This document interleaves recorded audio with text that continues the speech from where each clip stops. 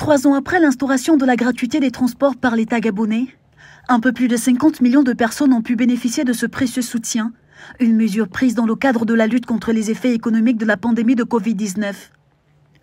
Avec un impact social incontestable, cette initiative a permis de soulager les Gabonais en période de crise sanitaire mondiale et même après. C'est en réponse à la crise économique engendrée par la Covid-19 que le président de la République, chef de l'État, Ali Bongo Ondimba, a pris une décision historique en rendant gratuits les transports publics le vendredi 3 avril 2020 lors d'une adresse à la nation. Cette mesure était l'une des nombreuses mesures à fort impact social annoncées ce jour-là. Officiellement mise en place le 12 avril de la même année, la gratuité des transports visait à apporter un soutien vital aux populations dont les revenus avaient été durement touchés par la pandémie du coronavirus.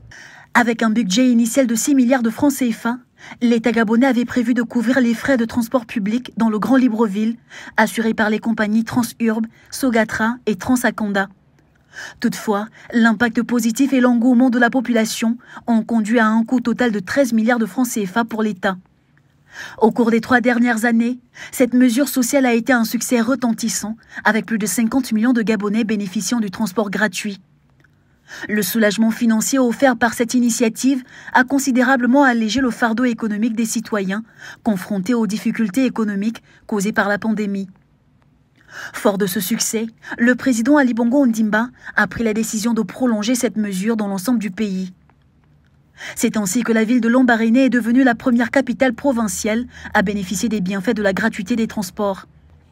Cette expansion vise à étendre cet avantage essentiel à toutes les autres provinces du pays, offrant ainsi un allègement significatif du coût de la vie pour les Gabonais vivant en dehors de la capitale. L'impact de la gratuité des transports est indéniable non seulement sur l'économie des ménages, mais également sur la dynamisation de l'activité économique en général.